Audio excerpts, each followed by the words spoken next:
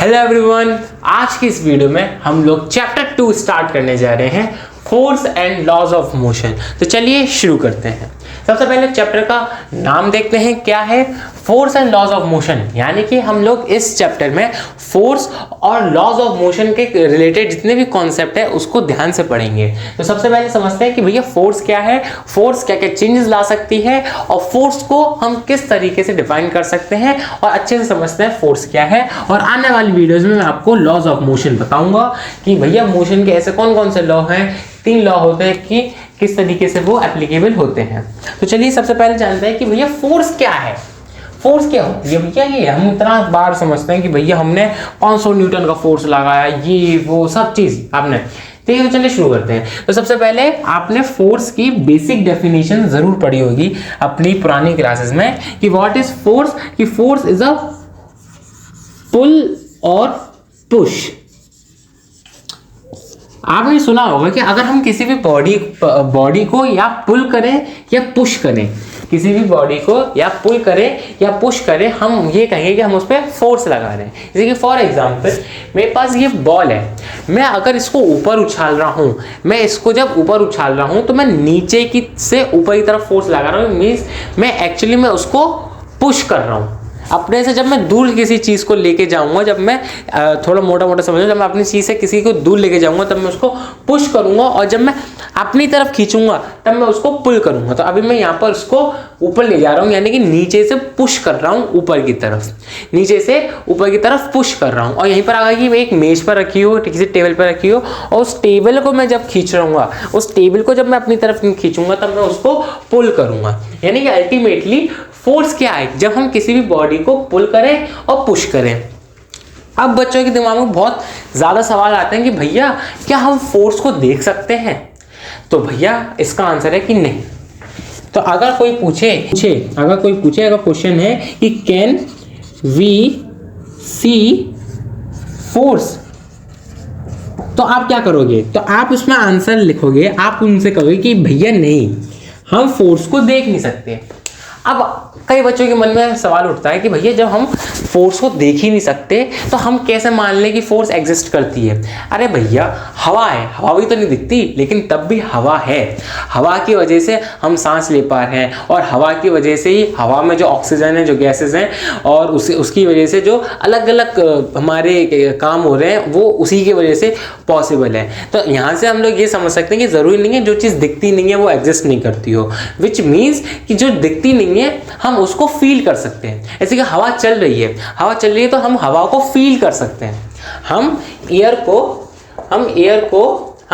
को फील कर सकते हैं, यानी कि एयर जो इफेक्ट क्रिएट करती है हम उसको फील कर सकते हैं। जैसे कि फॉर एग्जांपल हवा चली, पेड़ हिलने लग गए, और पेड़ जैसे हिले तो पत्तियां उड़ने लग गई। तो वो पत्तियां उड़ रही हैं, किसकी वजह से उड़ रही हैं? हवा के इफेक्ट्स की वजह से। सेम ये चीज़ हम लोग फोर्स में देखते हैं कि भैया जो फोर्स है ना वो हमें दिखती नहीं है, लेकिन हम फोर्स के जो इफेक्ट है, जैसे कि यहाँ पर जो क्वेश्चन था ना कि कैन वी सी फोर्स, तो हम उसमें लिखेंगे कि नहीं, we can not see the force, but we can feel its effect. We can feel its effect. Okay, कौन कौन से इफेक्ट क्रिएट करती हैं? तो भैया आपको 5 होते हैं। ये 5 आपको ना याद होने चाहिए। क्यों याद होने चाहिए? क्योंकि इसलिए ये अगर फोर्स अप्लाई हो रही होगी तो इन 5 में से कोई काम हो रहा होगा। तो ध्यान से देखो, जो फोर्स है वो किसी भी बॉडी में मोशन ला सकती है। क्या कर सकती है? मोशन ला सकती है। ठीक, जो फोर्स है वो किसी भी चीज को रेस्ट में ला सकती है, मोशन में ला सकती है, रेस्ट में ला सकती है। अच्छा, अब क्या कर सकती है? सोचो ध्यान से देखो। जो फोर्स है ना वो किसी भी ऑब्जेक्ट मोशन का डायरेक्शन चेंज कर सकती है। कौन? फोर्स। ठीक, और क्या कर सकती है भैया? और force, motion, rest, direction change, और जो फोर्स है वो आपकी स्पीड चेंज कर सकती है। यानी कि घटा भी सकती है और बढ़ा भी सकती है। और क्या बचा भैया? और जो आपकी फोर्स है ना वो आपकी शेप चेंज कर सकती है। यानी कि ये 5 चीजें हैं ये 5 चीजें हैं जो फोर्स के इफेक्ट में हम फील कर सकते हैं। यानी कि अगर कोई बॉडी रुकी हुई होगी तो हम उस पर फोर्स लगाएंगे तो वो मोशन में आ जाएगी। अगर कोई मोशन में है और अगर हमने उसके ऑपोजिट डायरेक्शन से फोर्स लगाई, हमने रिक्वायर्ड फोर्स लगाई, तो हम उसको रेस्ट पे ले आएंगे।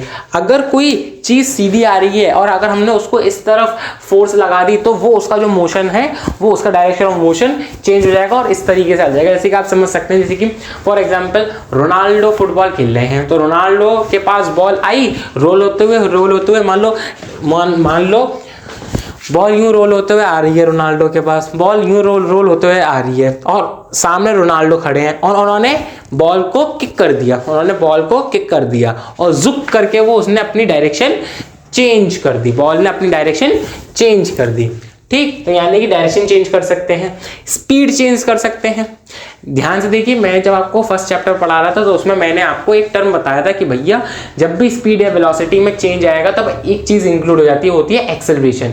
और उसी में मैंने आपको ये बताया था कि जब भी एक्सेलरेशन होगा which means a force is being involve, तो यहाँ पर वही चीज आ गई, यानी कि स्पीड चेंज हो सकती है। अगर कोई यूनिफॉर्म वेलोसिटी से चल रहा है कोई ऑब्जेक्ट, ध्यान समझना, यूनिफॉर्म वेलोसिटी से चल रहा है, विच मीन्स कि पूरे पाथ में उसकी वेलोसिटी कांस्टेंट रहेगी। और जब हमने पीछे से उस पर फोर्स लगाई, तो स्पीड चेंज होगी यानी कि एक्सेलरेशन आएगा। सेम यहीं पर हम उसको बढ़ाने के साथ साथ घटा भी सकते हैं वेलोसिटी को, और शेप भी चेंज कर सकते हैं। जैसे कि फॉर एग्जांपल ये बॉल है मेरे को, मैं इस पर फोर्स लगा रहा हूँ और उसको ध्यान से देखो, अभी ये गोल थी, मैं इस पर फोर्स लगाई और इसको पतली कर दी, मैंने इसको छोटी कर दी, पतली कर, मैंने क्या किसी भी चीज की मैं फोर्स के थ्रू, सर्टेन ऑब्जेक्ट्स की मैं किसी भी फोर्स के थ्रू उसकी शेप चेंज कर सकता हूं। अब आपके 9th क्लास में 2 तरीके की फोर्सेस बताई गई हैं, क्या? Balanced forces and unbalanced forces. दोनों क्या क्या चीज होती हैं, आइए समझते हैं। सबसे पहले ध्यान समझेंगे बैलेंस्ड फोर्सेस को कि भैया बैलेंस्ड फोर्सेस क्या होता है। इमेजिन करिए कि भैया एक ग्राउंड है, ठीक, उस पर एक कार्टून रखा हुआ है, ठीक, और आपने इस डायरेक्शन से इस डायरेक्शन पे आप पर एक फोर्स लगाई। अच्छा हाँ, एक चीज याद रखिएगा, जो हम लोग फोर्स की एसआई यूनिट लेते हैं, हम उसको न्यूटन लेते हैं। क्या लेते हैं? अगर फॉर एग्जांपल कहीं पर 10 न्यूटन का फोर्स लग रहा होगा तो मैं उसको 10 न्यूटन ऐसे लिख सकता हूं। और एक और चीज कि जो आपकी फोर्स है वो एक वेक्टर क्वांटिटी है, क्योंकि जो आपकी फोर्स है उसको वो मैग्नीट्यूड के साथ साथ उसकी डायरेक्शन भी इन्वॉल्व होती है। यानी कि जो फोर्स है, ये आप नोट कर लीजिए, इंपॉर्टेंट चीज़ है ये, कि जो फोर्स है वो उसकी एसआई यूनिट न्यूटन है, और वो एक वेक्टर क्वांटिटी है, क्योंकि उसके पास मैग्नीट्यूड क्योंकि वो एक वेक्टर क्वांटिटी है, क्योंकि उसके पास मैग्नीट्यूड प्लस डायरेक्शन दोनों होता है। यानी कि अगर मैं 10 न्यूटन फोर्स लगा रहा हूं तो मैं यहाँ पर लिख सकता हूँ कि मैं 10 न्यूटन फोर्स नॉर्थ में लगा रहा हूँ। आई बात समझ? नोट डाउन कर लीजिए। हाँ तो भैया इधर आ जाओ। यहाँ पर मैं बैलेंस फोर्सेस में बता रहा था कि एक ऑब्जेक्ट रखा है एक ग्राउंड पे और हमने इस साइड से 500 न्यूटन की फोर्स लगाई थी। अब यहाँ पर वो रुका हुआ था, तो ध्यान से देखना, जब मैंने 500 न्यूटन की फोर्स लगाई तो वो मोशन में आएगा, ठीक, कोई दिक्कत नहीं। अब मैंने क्या करा, जैसे वो मोशन में आई, ध्यान समझना, जैसे वो मोशन में आई, मैं तुरंत सामने से 500 न्यूटन का फोर्स लगा दिया, सामने से 500 न्यूटन का फोर्स लगा दिया। आप कहिए भैया अरे ये माइनस साइन क्यों लगाया है, -500 न्यूटन की फोर्स लगाई है क्या आपने, 0 से कम? अरे नहीं भैया, ध्यान समझना, किसी भी वेक्टर क्वांटिटी के सामने जब माइनस लगा हुआ होता है विच मीन्स ऑपोजिट डायरेक्शन। अभी मैं फोर्स इधर लगा रहा था और मोशन मेरा किधर होना था, इस तरफ होना था। अब डायरेक्शन ऑफ मोशन की ऑपोजिट डायरेक्शन में फोर्स लगाई गई ना, ध्यान समझना। अगर मोशन इस डायरेक्शन में हो रहा है, और मैं इसी डायरेक्शन में फोर्स लगाऊंगा तो ऑब्जेक्ट या तो उसी डायरेक्शन में मूव करने लगेगा अगर रेस्ट पे होगा, या उसकी स्पीड बढ़ने लग जाएगी। लेकिन अगर इस तरफ मोशन कर रहा है और सामने से मैंने फोर्स लगाई, तो या तो वो बिल्कुल रुक जाएगा या उसकी स्पीड धीरे होने लग जाएगी। तो अभी मैंने क्या करा, जब मैंने यहाँ से 500 न्यूटन का फोर्स लगाया ना, तो उसी टाइम मैंने सामने से 500 न्यूटन का फोर्स लगा दिया। अब वो मैं सामने से लगा रहा हूं, इसलिए मैंने इसको ऑपोजिट डायरेक्शन में लगा रहा हूं, इसलिए मैंने उसको माइनस लगाया। अब ध्यान से देखना, अब ध्यान से देखो, 500 न्यूटन इधर से लगाई गई, 500 न्यूटन इधर से लगाई गई और 500 न्यूटन इधर से लगाई गई। आपको ऐसा नहीं लगता कि दोनों फोर्सेस आपस में कट जाएंगी? ये दोनों फोर्सेस आपस में कट जाएंगी, यानी कि 500 न्यूटन इधर से लगा रहे हैं। अब 500 न्यूटन की वजह से जो इफेक्ट इधर इस तरफ प्रोड्यूस होगा, वही सामने से 500 न्यूटन की फोर्स की वजह से इफेक्ट इधर भी तो प्रोड्यूस हो रहा है। दोनों का मैग्नीट्यूड तो सेम ही है ना। तो यानी कि हमने इस केस में देखा कि जो आपकी नेट फोर्स है, जी हाँ भैया, जो आपकी नेट फोर्स है वो जीरो है, वो 0 न्यूटन है, 0 न्यूटन। अब कई बच्चों को नेट फोर्स नहीं पता होगी। भैया नेट फोर्स क्या होता है? नेट फोर्स यानी कि जब किसी भी सिस्टम पर, किसी भी ऑब्जेक्ट पर ओवरऑल फोर्सेस जो लग रही हों, जो ओवरऑल फोर्सेस लग रही हों, उसको हम लोग नेट फोर्सेस कहते हैं, हम उसको नेट फोर्सेस कहते हैं। ठीक, तो यानी कि इस केस में जो आपकी नेट फोर्सेस हैं वो आपकी 0 है, और जब आपकी नेट फोर्सेस 0 होती हैं तब आपकी, हम कह सकते हैं कि जो फोर्सेस एक्ट हो रही हैं वो बैलेंस्ड है। तब हम कहेंगे कि जो आपकी फोर्सेस एक्ट हो रही हैं वो बैलेंस्ड है। कोई दिक्कत? हम इसको बैलेंस फोर्स को दो तरीके से समझ सकते हैं, या तो हम ये कह लें कि नेट फोर्स 0 है, या तो हम इसको भी ऐसे समझ लें कि उस फोर्स की वजह से, ध्यान समझना, उस फोर्स की वजह से अगर कोई डिस्प्लेसमेंट नहीं हो रहा है, ये नहीं कह रहा कि अगर पहले से वो यूनिफॉर्म मोशन में है, मैं कह रहा हूं उस फोर्स की वजह से, सिर्फ उस फोर्स की वजह से अगर कोई डिस्प्लेसमेंट नहीं हो रहा है तो वो बैलेंस फोर्सेस के अंदर आएगी। ऑब्वियसली बात है, जब आपकी नेट फोर्स ओवरऑल 0 है तो उसमें डिस्प्लेसमेंट होगा ही नहीं। नेट फोर्स वाले आपको चीज याद रखनी है कि हम ओवरऑल वाली यानी कि नेट फोर्स ही हम लोग बैलेंस्ड या अनबैलेंस्ड में कंसीडर करते हैं। अब बैलेंस फोर्सेस के आपके बुक में कई एग्जांपल हैं। पहला है टग ऑफ वॉर।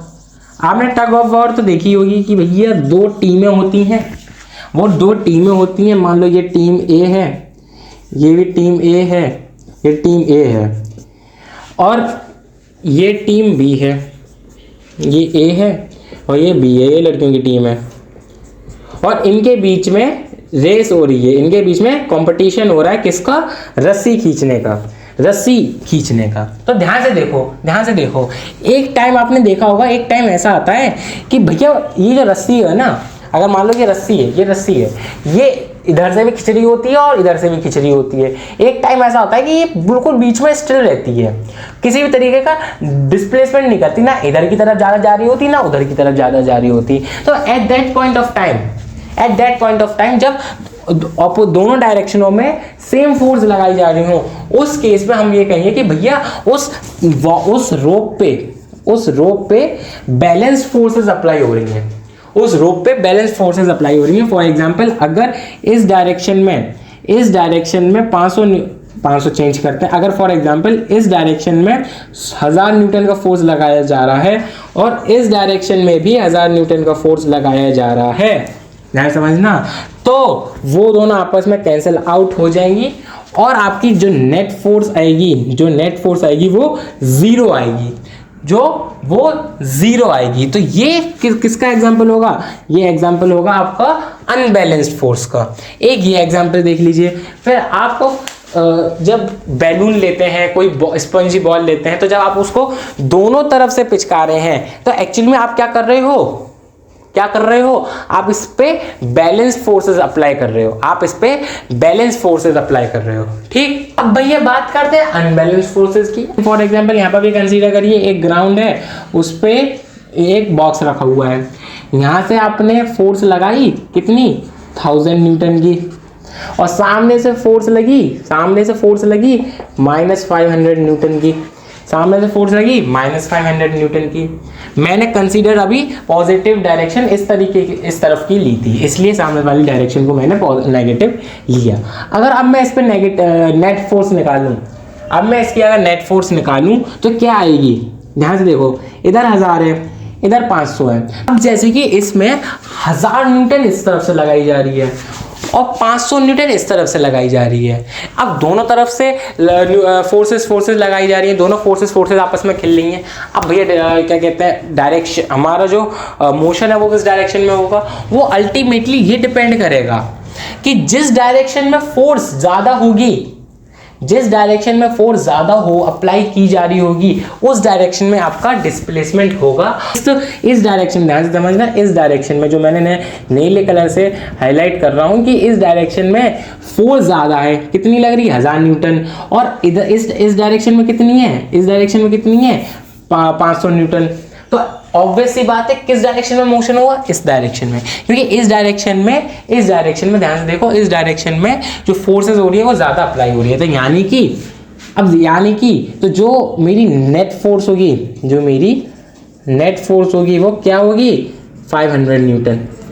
यानी कि इस केस में हमारी नेट फोर्स क्या होगी 500 न्यूटन। अगर मान लो मैं यहाँ से 1000 न्यूटन लगा रहा होता और इधर से 500, यहाँ समझना, इधर से 1000 न्यूटन लगा रहा होता और इधर से 500, और इस डायरेक्शन में मैं कंसीडर कर रहा था कि मोशन होगा, इस डायरेक्शन में कंसीडर कर रहा होता, तब मैं यहाँ पर माइनस साइन लगा रहा होता। लेकिन मैं कंसीडर अभी इस डायरेक्शन में कर रहा हूँ कि भाई इस डायरेक्शन में जब होगा तभी मैं अपनी फोर्स को पॉजिटिव मानूंगा, अदरवाइज इस डायरेक्शन में हो रहा है तो मैं नेगेटिव मानूंगा। अगर नेगेटिव हो रहा होता, इस डायरेक्शन में डिस्प्लेसमेंट हो रहा होता, तो मैं यहाँ पर -500 न्यूटन लेता।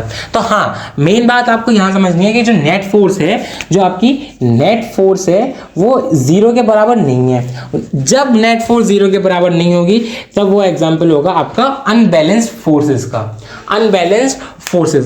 अनबैलेंस्ड फोर्स वही फोर्स होती हैं जो आपने अभी 5 चीजें नहीं पढ़ी थी कि भैया जो फोर्सेस होती हैं वो उसकी डायरेक्शन चेंज कर सकती हैं, उसको मूव करवा सकती हैं, उसको रेस्ट में ला सकती हैं, उसका डायरेक्शन चेंज कर सकती हैं। ये सब जो आपने 5 चीजें पढ़ी थी ना, उस 5 में से 4 चीजें अनबैलेंस फोर्सेस करती हैं। कौन कौन सी, कि भैया उसको मूव करवाने का काम, उसकी स्पीड में चेंज करवाने का काम, उसको जो चल रही है उसको रोकने का काम, उसका डायरेक्शन चेंज होने का काम, ये सब 5 में से 4 चीजें अनबैलेंस फोर्सेस ही करती हैं। ठीक, एक कौन करती है वो अभी बताऊंगा। ठीक, यानी कि उन 5 में से 4 चीजें आपकी अनबैलेंस फोर्सेस ही करती हैं, और अनबैलेंस फोर्स में भी हम कौन सी कंसीडर करते हैं, नेट फोर्स कंसीडर करते हैं।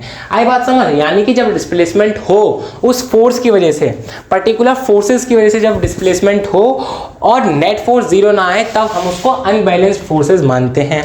अब for example tug of war वाला हमने अभी बैलेंस फोर्सेस में पढ़ा, और यहीं पर अगर क्या हो रहा है, अगर जो इस डायरेक्शन में जो 500 न्यूटन लग रही थी और इस डायरेक्शन में 500 न्यूटन लग रही थी, अब फॉर एग्जांपल इस साइड वाली टीम ने 100 न्यूटन बढ़ा दी, ध्यान समझना, 100 न्यूटन बढ़ा दी, विच मीन्स कि 500 की बजाय वो कितना न्यूटन का फोर्स लगा रहे हैं, 600 न्यूटन का फोर्स लगा रहे हैं। तो यानी कि इस डायरेक्शन में जो फोर्स है वो ज्यादा हो गई, ध्यान से देखना, इस डायरेक्शन में फोर्स ज्यादा हो गई, और जब इस डायरेक्शन में फोर्स ज्यादा हो जाएगी तो जो हमारा मोशन होगा रोप का, वो किस डायरेक्शन में होगा, इसी डायरेक्शन में।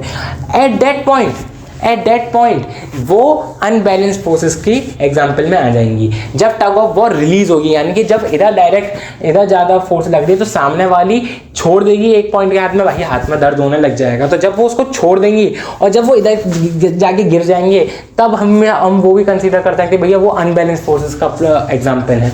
आई बात समझ कि दोनों में क्या अंतर है। अब कई बच्चों का ये वो रहता है कि भैया जब बैलेंस फोर्सेस में नेट फोर्स 0 हो रही है तो भैया इसका कोई काम क्या है, ये इसका बैलेंस फोर्सेस का वजूद क्यों है। नहीं भैया, बैलेंस फोर्सेस भी जरूरी हैं। बैलेंस फोर्सेस क्यों जरूरी हैं, क्योंकि भैया बैलेंस फोर्सेस ही वो फोर्सेस होती हैं जो किसी भी ऑब्जेक्ट में, ध्यान से समझना, बहुत गहरी चीज़ है, जो किसी भी ऑब्जेक्ट में शेप चेंज लाती हैं, शेप का चेंज लाती हैं, किसी भी ऑब्जेक्ट में शेप का चेंज लाती हैं। ये वही फोर्सेस होती हैं जो शेप का चेंज लाती हैं। जैसे कि फॉर एग्जांपल अगर मैं इस बॉल को जब पिचका रहा हूँ ना, जब मैं इसका शेप चेंज कर रहा हूँ, which means I am applying balance forces, I am not applying the unbalance forces, because if I am applying the unbalance forces then there would be high probability that there would be a displacement in the object, but in case of balanced forces there is no displacement, so I can consider it as that when I am pressing the ball I am applying the balanced forces। आई बात समझ कि भैया balance force जब भी apply होती है तो object की शेप चेंज हो सकती है। और या फिर हम इसको कंफर्मेशन में अगर लेना है तो जब भी शेप चेंज हो रही होगी तो उसमें बैलेंस फोर्सेज अप्लाई हो रही होगी। ध्यान समझना, अगर हमने स्प्रिंग ली, स्प्रिंग को सामने से फॉर एग्जांपल अगर मैं यहाँ पर बताऊँ, अगर मैं यहाँ बताऊँ कि हमने यहाँ पर स्प्रिंग ली, ये स्प्रिंग है, और जब हम इसको खींचेंगे ना, तो हम एक्चुअली में क्या करेंगे, इसको इस तरफ खींचने के बाद ये कुछ ऐसी हो जाएगी, हमने इसकी क्या कर दी, शेप चेंज कर दी। अब भैया जितना फोर्स हम इधर लगाएंगे ना, ये स्प्रिंग भी उतना ही इधर लगाएगी, जितना फोर्स हम इधर लगाएंगे ना उतना ही वो इधर लगाएगी, क्योंकि हम थर्ड लॉ के अकॉर्डिंग, न्यूटन के थर्ड लॉ के according every action has an equal and opposite reaction. तो जितना न्यूटन का फोर्स हम इधर लगाएंगे उतने न्यूटन का फोर्स ही वो इस डायरेक्शन पे भी लगाएगी स्प्रिंग। तो यानी कि दोनों अपोजिट डायरेक्शन में लग रही हैं, ध्यान से समझना, दोनों अपोजिट डायरेक्शन में लग रही हैं फोर्सेज और इक्वल इन मैग्नीट्यूड होंगी, तो दोनों आपस में कैंसिल आउट हो जाएंगी, और कैंसिल आउट जब होगी तो यानी कि बैलेंस फोर्सेज हो जाएगी, और बैलेंस फोर्सेज है तभी उसमें शेप का चेंज आ रहा है। तो मेन ऑब्जेक्टिव आपको ये याद रखना है कि बैलेंस फोर्सेज की यानी कि नेट फोर्स जब आपकी जीरो होगी और शेप चेंज कर रही होगी, और अनबैलेंस फोर्सेज यानी कि वो फोर्सेज जब नेट फोर्स जीरो नहीं होगी और कुछ ना कुछ डिस्प्लेसमेंट करवा रही होगी, हो रही होगी फोर्स की वजह से। और जो 5 काम फोर्स करती है, कौन कौन से, मोशन क्रिएट करना, रेस्ट में लाने का, डायरेक्शन चेंज करने का, स्पीड चेंज करने का और शेप चेंज होने का, इन 5 में से 4 चीजें बैलेंस फोर्सेस करती हैं, और जो एक छोटी सी चीज रह जाती है शेप चेंज होने का, वो बैलेंस फोर्स करती है।